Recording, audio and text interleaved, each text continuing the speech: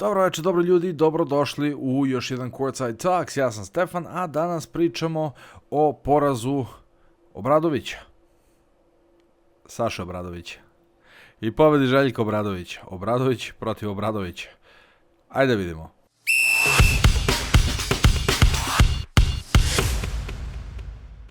Nešto krenemo sa bilo čim, a imamo mnogo razloga da se radujemo, da pomenemo ostale utakmice koje su igrale danas. Anadolu Efes je na svom parketu savladao ekipu Panathinaikosa 71-68. Alba, što se kaže u Americi, je upsetovala Žalgiris na svom terenu i ona je pobedila 64-62, iako je gubila skoro tokom čitavog meča po 2, 3, 4 poena razlike. Zatim imamo ekipu Olimpijakosa koja je na svom terenu izgubila od ekipe Reala iz Madrida 77-71 i Olimpijakos prosto nije mogao da savlada aktuelnog lidera tabele. A zatim imamo Bayern koji je na svom terenu savladao ekipu Milana 91-84, iako je takođe smanjivali su vodstvu i ta utakmica je otišla čak i u produžetak, otuda veliki poeni. I na kraju nama najbitnija utakmica Partizan koji je savladao ekipu Monaka na domaćem terenu pred prepunom Beogradskom arenom 89-85 posle produžetka i jedne veoma uzbudljive utakmice. Najefikasniji u toj utakmici je bio Kevin Panter sa 25 poena i kakva kapitenska partija Kevina Pantera, a po indeksnim poenima je 25 imao James Nunnally. Mada je za mene najveći šampion te utakmice definitivno Perry, odnosno PJ Dozier, koji je konačno pokazao, mada ja i dalje mislim da on ima nekoliko brzina u svom organizmu, da možda bude jako dobar i interesantan igrač za nastavak sezone. Generalno ova utakmica za vas što niste gledali je igrana na, može se reći, mali broj poena. Do kraja treće četvrtine je bilo 51-51, a smenjivali su vodstvu i Partizan, a i Monako. Partizan je najveću prednost čim si imao na početku oko 9 razlike, 11-2, a Monako je negdje u drugoj četvrtini napravio tu prednost od nekih 5-6 poena, pa se onda krajem treće ušlo u egal. Igralo se za poen i jedna generalno poprilično isprekidana utakmica sa mnogo prekida, sa mnogo faulova. Mislim da se proveravale sudijske odluke, što challenge-ima trenera, što generalno sudijske odluke jedno 5, 6, 7 puta i to je sve konkretno doprinalo da utakmica traje skoro 2,5 sata, ajde da kažemo efektivne igre, gde je na kraju Partizan izašao kao pobednik i to opet u jednoj neizvesnoj završnici. I ja tvrdim da naši klubovi ove sezone, osim što mogu da dobiju Albu i Asvel sa po 20 razlike, sve ostale utakmice su na kidanje živaca, na jedan aspirin posle utakmice, šta je moglo drugačije, šta je moglo bolje, šta je krenuo po zlu i tako dalje. Što se tiče statistike, uvek krenemo od skokova. Ekipe su bile jednake u skokovima, 36 skokova za jednu i za drugu ekipu, s tim što je Monako imao mnogo više ofanzivnih skokova, 14 naspram Partizanovih 9 i videli smo u nekim trenucima da čak 2-3 puta dolaze u priliku da daju koš iz druge prilike, odnosno i treće, ali prosto nisu uspevali, tako da je tu negdje i sreća Partizanova što nije primio veći broj poena. Šut za 3 poena i jedne i druge ekipe negdje oko 30, između 30 i 35%, tako da, što se kaže, ništa spec. Partizan je šut za 2 poena imao 60, odnosno preko 60%, 63, čini 63,6%, dok je Monako tu spao na 50%, ali treba napomenuti da je šut Monaka, odnosno centra Monaka, Domantasa Moti i Junasa bio 100% do, čini mi se, ili overtime-a, ili posljednjeg dela četvrtine, kada je promašio 2 veoma bitna poena i to ćemo vidjeti, ali čovjek prosto ovu utakmicu nikako nije mogao da promaši i to je predstavljao Partizanov preveliki problem. Što se tiče ekipe Monaka, najefikasniji bio Donatas Moti Junas sa 23 poena, odnosno, kao što rekoh, u jednom trenutku je imao čak 100% učinak iz igre na svim poljima. Naravno, pratio ga je Mike James sa 16 poena, ne tako dobar šut za 2 poena, 1 od 6 svega i 3 od 9 za 3 poena, ali od te 3 trojke 2 su bile one koje su izvukle Monako u produžetak, što je jako bitno kada je utakmica na mali broj poena i kada odlučuje jedna ili dve trojke, što se u ovom slučaju i desilo. Jordan Lloyd ništa specijalno, 6 poena od njega. Kemba Walker standardnih ništa, igrao je samo 6 minuta i ja bih volao da mi neko pojasni zašto Kemba Walker uopšte i koja je njegova uloga, osim prodaje dresova u Monaku, u ekipi Monaka, šta taj čovek radi, čemu on služi, zašto ne igra i tako dalje. Ja pokušavam da nađem te podatke, međutim ne uspevam, a nešto ne vidim da se francuska, odnosno monačka javnost, se kaže monačka, nemam pojma, monačka javnost brine za to, kao što se mi, na primjer, brinemo za Napiera, zašto ne igra, ili zašto je Ognjen Ramazu u padu forme i tako dalje i tako dalje. Sve o svemu jedna jako dobra utakmica, a što se tiče ekipe Partizana, ističu se pre svega kapiten Kevin Panter, koji je u klač trenucima bio jako priseban i doneo Partizanu faktički pobedu uz još nekoliko igrača. Ti igrači su James Nunnally, koji je pratio sa 23 poena, imao najveći indeks od 25, također veoma bitni poeni, ali po mom mišljenju najzaslužniji za ovu pobedu jeste Perry Dozier, odnosno PJ Dozier, koji je imao 15 poena, ali 5 od 6 za 2 poena, 5 skokova, 7 asistencija, fantastična igra. Jeste da imao 4 izgubljene lopte, ali također indeks od 23 na 15 poena je nešto što je sasvim solidno i može se reći da je u tim klač trenucima bio vrlo priseban i od tog dečka, ja već uporno tvrdim, možemo očekivati svašta u nastavku sezone.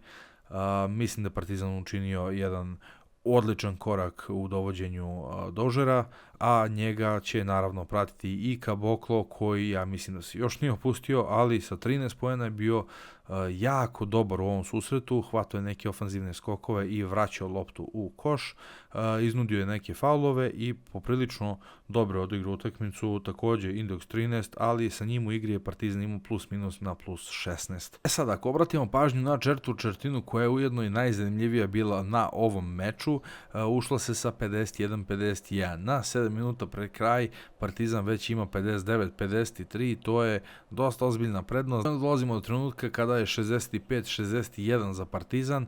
Na 3:17 do kraja Mike James postiže trojku za koju ja verujem da niko u hali nije ni verovao da je ušla, ona se prosto odbila od prvi obruč i na kraju samo propala kroz koš. I dolazimo do trenutka fantastične odbrane Partizana i čitanje igre PJ Doziera, koji zajedno sa Panterom krade loptu i Panter daje koš za 70-66, gde se traži timeout od strane Obradovića, ali Saše, koji potom, naravno, post timeouta daje sve karte na Mikea Jamesa, koji preko ruke šutira trojku, daje trojku i dolazimo do 70-69. I na 10 sekundi do kraja James Nunnally biva fauliran i daje 2 bacanja za 72-69.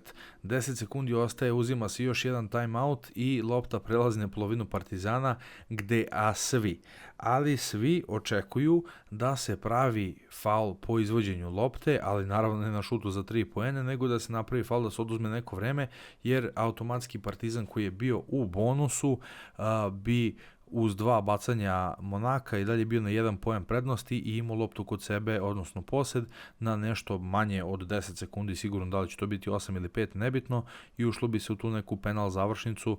To je bila ideja, izgleda, svih, osim Nunnalya, koji je čuvao Mike James u tom trenutku.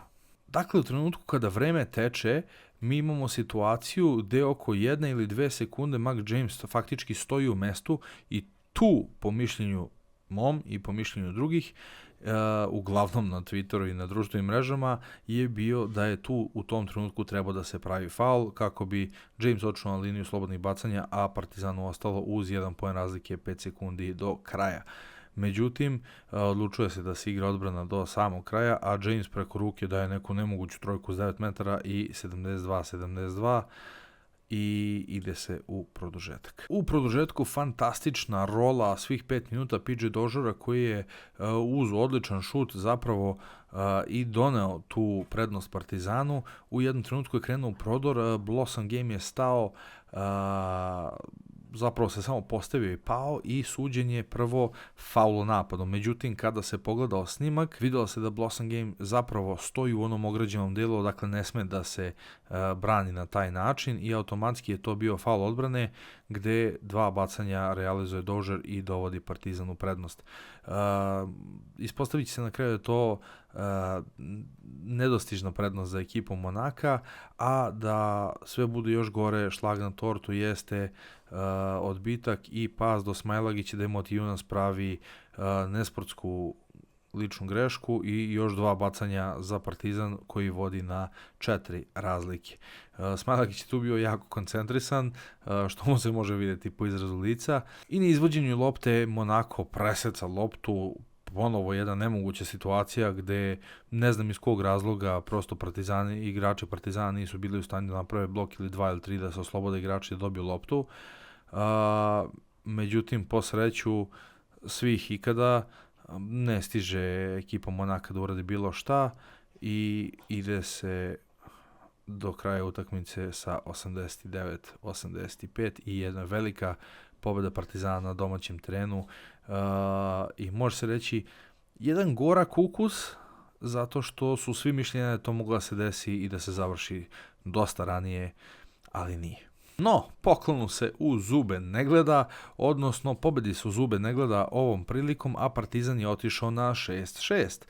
Monako je pao za jednu poziciju, on sad ima 7-5, a tabela pred drugi dan takmičenja izgleda ovako. Kako bi se desilo da sutra odigraju svi kako treba, osim Valencije koje se molimo Boga da će izgubiti, čak 8 ekipa bi imalo rezultat 6-6 od 5. do 13. mesta i to je nešto što je možda i više neviđeno nego prošle godine kad smo pričali da su sve ekipe izjednačene. Ove godine i dalje imamo istu situaciju. A zašto sam rekao Valencije? Zato što Valenciju jedino očekuje sutra utakmica protiv Crvene zvezde, gde se nadamo da će srpski klub takođe moći i u gostima da pobedi u tom meču, ali pred njim je jedan jako, bar statistički gledano, nemoguć zadatak. Valencija na svom terenu ima 4 pobjede i 2 poraza, a Zvezda na gostujućim terenima ima 0 pobjeda i čak 5 poraza. Tako da statistika stoji na strani Valencije, međutim hrabro srce stoji na strani crveno-belih i generalno srpske ekipe. Ja volim da navijam za naše i nadam se da će bar 12. kolo biti dupla pobjeda srpskih ekipa, a nama ostaje da vidimo. A što se tiče Partizana, jedan Obradović je morao da pobedi, jedan je morao da izgubi. Mi smo jako srećni što je Željko uspeo da pobedi, a Saša uspeo da izgubi. Iako je naš, ipak vodi stranu ekipu. Saši želimo sve najbolje, Monaku baš i ne, a nadam se da se vama ovaj klip svideo. Ukoliko jeste, ne zaboravite da se subscribe-ujete na kanal i lajkujte ovaj video, jer lajkom pomažemo zapravo da ovaj klip dođe do što više ljudi. A također ostavite komentar šta mislite vi o igri Partizana i da li je Partizan zaslužio pobedu i da li Partizan nešto i šta treba da promeni u svojoj igri kako bi mi obični smrtnici lakše podnosili i lakše gledali utakmicu. A do tada, odnosno do sutra, ja sam bio Stefan i ćao.